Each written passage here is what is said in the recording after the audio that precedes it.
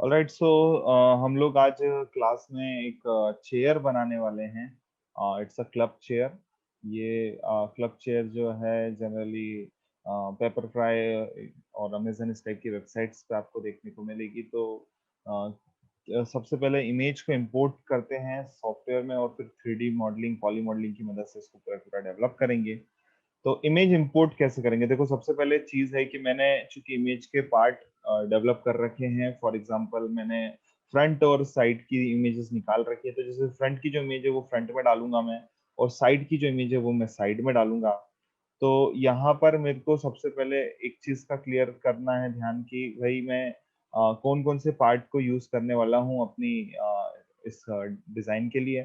तो मैं सबसे पहले चलता हूँ अपने क्लब चेयर वाले फोल्डर पे, जहाँ पर मेरे पास ये चेयर्स हैं। इसमें से मैंने ये फ्रंट और साइड की चेयर निकाली हुई है।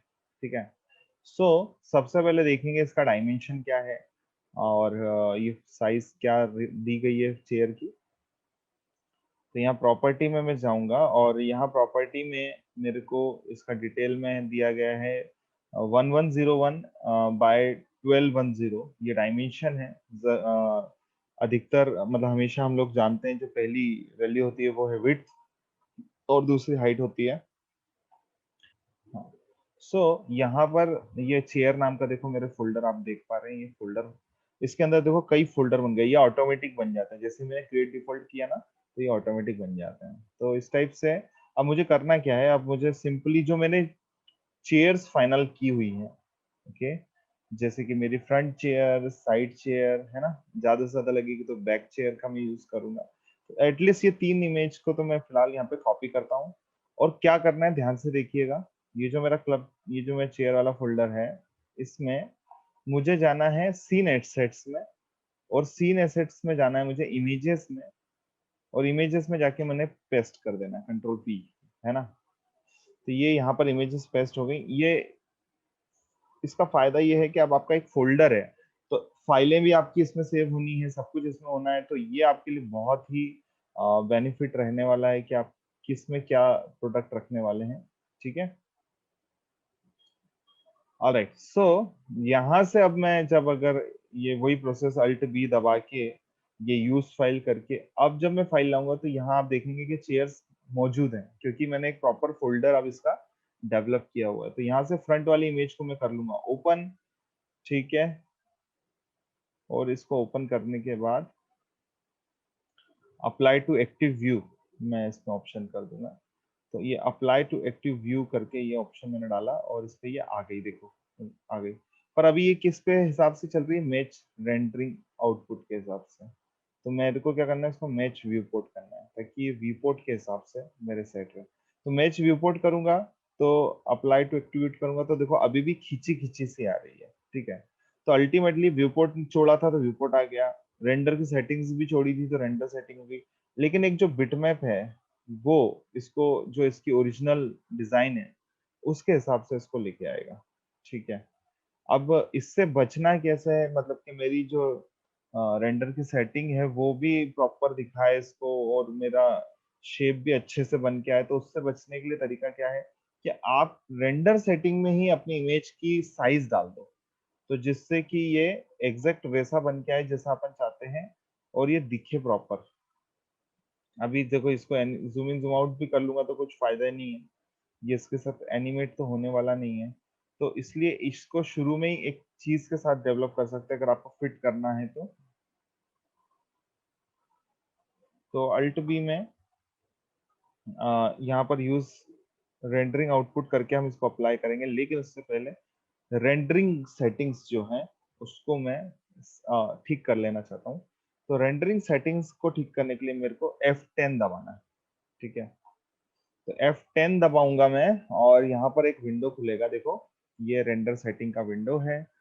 तो इस रेंडर सेटिंग के विंडो में कुछ नहीं करना है अभी आपको, चूंकि ज्यादा कुछ आप जानते नहीं हो तो टेंशन कुछ भी नहीं लेनी है। सिर्फ आपने इतना सा करना है कि जो साइज है यहाँ पर आउटपुट साइज, ये साइज आपको उस इमेज के अकॉर्डिंग करना है। तो उसके लिए कुछ भी नहीं, यहाँ पर हम लोगों को दिया गया था साइज जो हमने देखा था, एक दफा फिर चेक कर लेते हैं, कर भूल गए हो तो।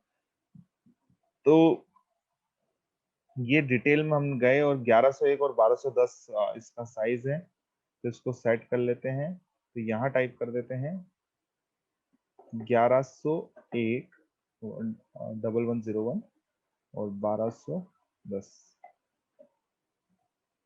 ओके, बस ये हो गया सेट। कुछ बटन दबाने की जरूरत नहीं, आप नॉर्मली इसको क्लोज कर दीजिए। एक दफा फिर अल्ट बी का यूज करेंगे हम लोग और यहाँ पर उसको बोलेंगे कि अब मैच रेंडरिंग आउटपुट और अप्लाई टू एक्टिव व्यू कर दो आप। तो इसने सेट तो कर दिया, लेकिन वो सेट इमेज भी इतनी बड़ी निकली कि आपको यहाँ से विजिबिलिटी क्लियर नहीं है। अब दो तरीके हैं, पहला तो आप इसको अल्ट भी करेंगे तो आपको एक स्क्रीन मिलेगा, लेकिन वो भी साइज उसका मोर देन लार्ज साइज है। तो ये इस तरीके से आपको जो है, चूंकि आपकी इमेज की हाइट ज्यादा है, तो इस तरीके से आपको अपनी इमेज को चेक करना पड़ेगा कि वो ठीक से दिख भी रही है कि नहीं दिख रही है। तो ये काम थोड़ा सा पेचीदा सा है और इसमें थोड़ी सी कॉम्प्लेक्स चीजें हो जाती हैं कि अरे यार एक इमेज को सेट करना इतना वो रहेगा, ये रहेगा। और उसके बाद भी दूसरा ड्रॉबैक ये होता है कि अगर मान लो मेरे को कोई थोड़ा सा ऐसा डिटेल में काम करना है, जूम इन करके काम करना है, तो मैं जैसे ही इसको स्क्रॉल करूंगा तो सिर्फ ग्रीडी स्क्रॉल हो रही है, मेरी इमेज तो एज इट इज ही रह जानी है, तो कोई फायदा नहीं होने वाला है इसमें। ओके, सेम लेफ्ट, इसको व्यू को लेफ्ट व्यू बना के भी मैं इसको इमेज इंपोर्ट कर लूंगा। ठीक है, तो ये दो तरीके से हम लोग काम कर सकते हैं। पर समस्या ये है कि जब हम इसको मॉडल करेंगे, तो इसको मॉडल को हमको तो भाई कभी जूम इन करने की जरूरत पड़ ही सकती है ना। कभी ना कभी तो हम काम करेंगे तो जूम इन करना पड़ेगा, तो इसलिए इस प्रकार मैं इस मेथड को यहाँ अप्लाई नहीं करूंगा। ये मेथड आपको बस बताने के लिए मैंने बताई है, सिखाने के लिए बताई है कि आपको ये मेथड अगर कोई ऐसी इमेज वगैरह यूज करनी है जिसमें सिर्फ इमेज को आपको बैकग्राउंड पर प्लांट करना है, तो उसमें यूज करेंगे। लेकिन हम चूंकि चेयर बनानी है, तो उसके लिए कौन से मेथड यूज करेंगे वो मैं अब आपको बता देता हूँ। ठीक है, तो सबसे पहले अल्ट भी वापस दबाऊंगा और यहाँ से इस फाइल को कर दूंगा रिमूव, ताकि जो ओरिजिनल कंटेंट है मेरा वो आ जाए। ओके, और देखो ये जो आपका बैकग्राउंड जो है ना वो ऐसा हो गया ना, तो ये आप अपना ग्रेडियंट कलर था जो ऑलरेडी उस पर वो ले सकते हो, ताकि आपको आपका वो पुराना बैकग्राउंड जिसको आप जानते हैं वैसा दिखना शुरू हो जाए। ठीक है, ग्रेडियंट ले सकते हैं, सॉलिड कलर ले सकते हैं, चॉइस आपकी है।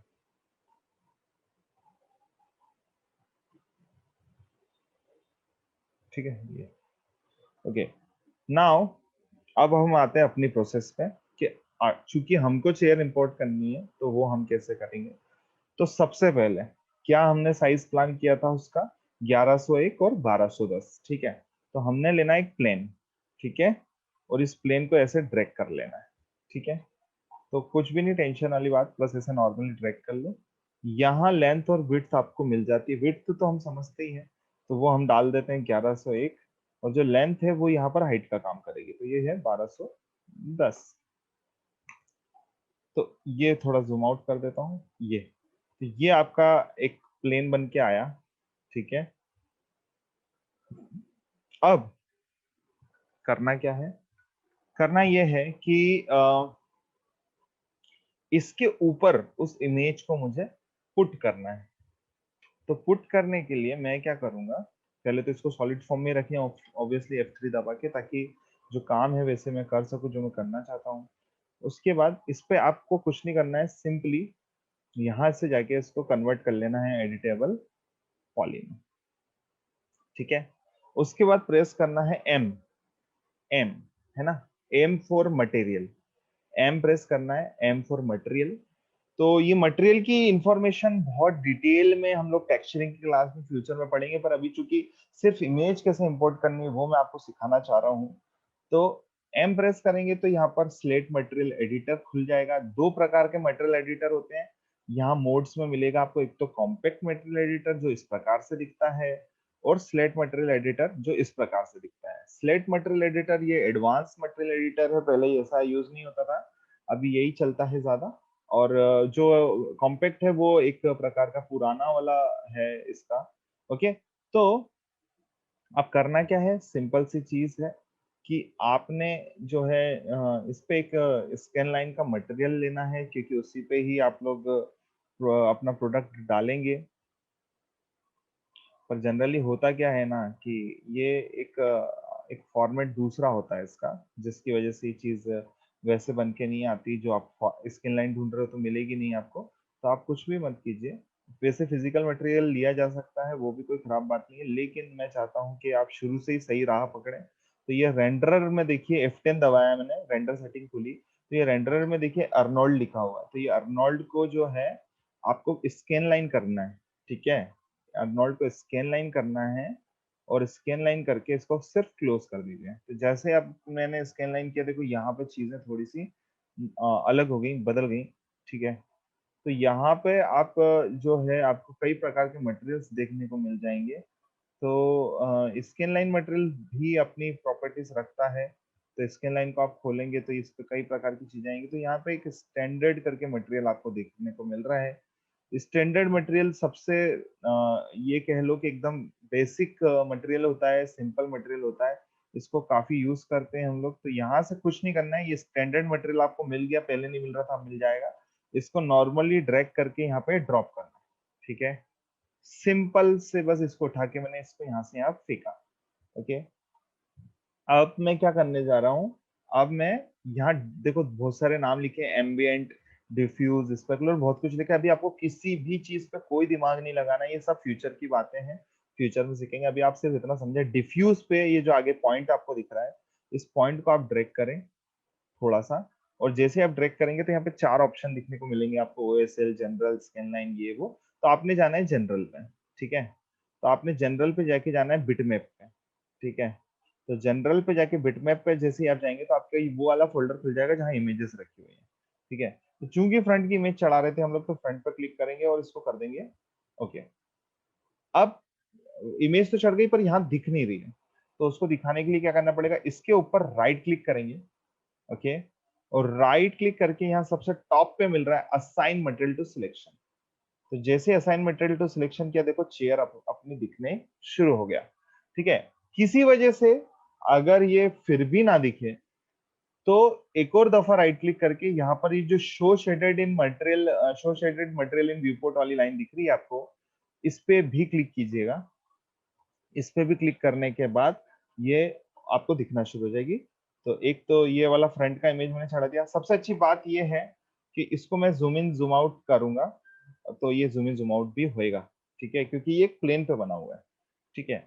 अब इस पे एक प्रॉब्लम है कि जैसे मैं इसको ये डीप फ्रीज करने की कोशिश करूंगा, यानी कि फ्रीज कर लूंगा ताकि यार मैं इसको कोई छेड़खानी करूँ तो हो ना, तो उसका नुकसान ये है कि यहाँ पर फ्रीज करने से इसका टेक्सचर चला जाएगा, मतलब जो उसकी व्यू है वो चला जाएगा। तो इसलिए फ्रीज नहीं करेंगे, और भी चीजें हैं जो हम सीखेंगे, उससे आपका काम हो जाएगा, ओके। नाउ अभी फ्रंट में तो डाल दिया, चलो साइड में डाल लेते हैं। तो साइड में डालने के लिए भी कुछ नहीं करूंगा, मैं सिर्फ इसकी जो कॉपी है वो मैं कर लूंगा, और यहाँ इसकी मैं कॉपी करूंगा इस तरीके से, ओके। ये शायद कुछ थोड़ी गलत तरीके से हो गई, लेकिन कोई दिक्कत नहीं, इसको मैं 90 कर लेता हूँ, और इसको 180 कर लेता हूँ, और इसको भी 90 कर लेता हूँ, ताकि ये एग्जैक्ट देखो पर्सपेक्टिव आपको आसानी से दिखेगी, ओके। तो ये भी 90 डिग्री हो गई, और यहाँ पर ये इस तरीके से दिख भी पा रही है। लेकिन मुझे चूंकि ये वाली जो कॉपी है, ये इंस्टांस तो मैंने की नहीं है, कॉपी की है, तो ये जो कॉपी, इस पे ये वाली इमेज नहीं चाहिए, मुझे दूसरी इमेज चाहिए।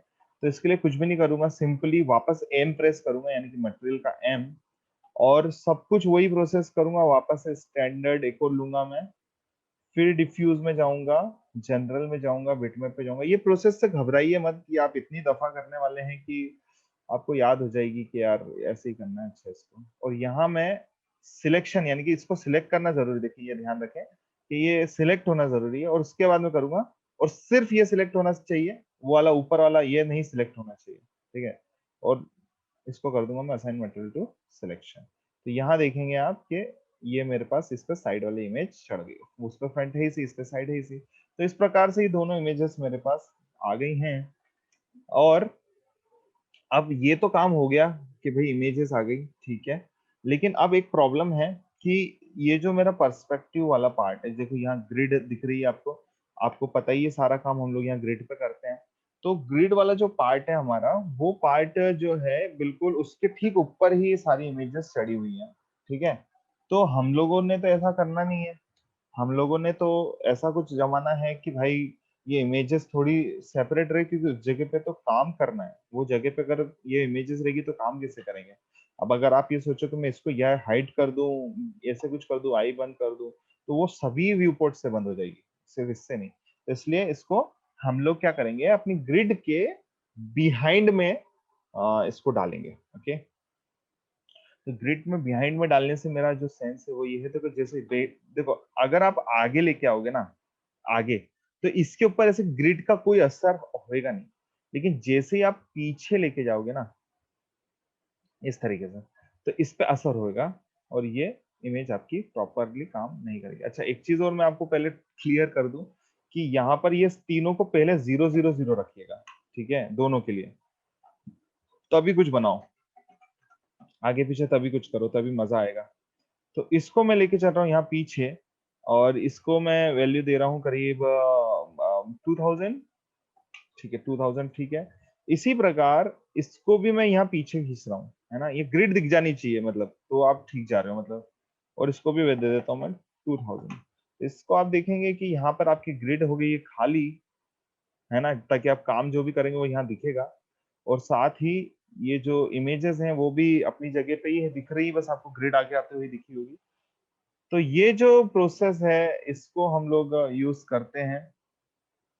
अब समस्या ये है कि जैसे मान लीजिए कि आपने कोई मॉडल बनाया, ठीक है, जैसे मान लीजिए ये बॉक्स बनाया, और ये बॉक्स की एक सी थिकनेस थी। प्रॉब्लम ये है कि अब आपने ये बॉक्स तो बना दिया, अब आप बना रहे हो, आपको तो चाहिए था कि यार ये इमेज दिखे, और तब जाके डिजाइन बनना शुरू हुए। तो इमेज दिखे, तो उसके लिए आप क्या करते हो फिर कि इसको ट्रांसपेरेंट मारते हो, यानी कि वायर फ्रेम मारते हो, तो F3 दबाते हो। पर जैसे ही आप इसको F3 दबाओगे तो पीछे की इमेज भी आपकी गायब हो जाएगी।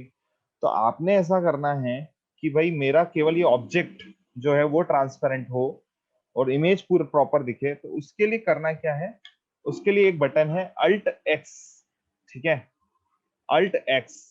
ओके, तो अल्ट एक्स आप दबाएंगे तो देखिए आपकी इमेज भी दिख रही है ट्रांसपेरेंटली, और आपका ऑब्जेक्ट भी दिख रहा है। तो इस प्रोसेस के थ्रू आप काम करना आपके लिए आसान हो जाएगा, वरना बहुत दिक्कत आती, ठीक है।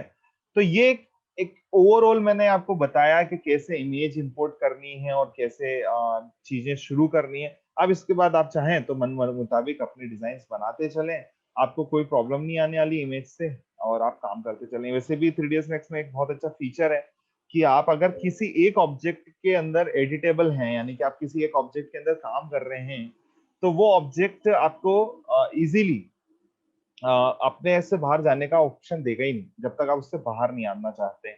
तो इसलिए आपको पीछे की इमेज तंग नहीं करने वाली, काम करते वक्त आसानी से आप इसमें काम कर लेंगे, ठीक है।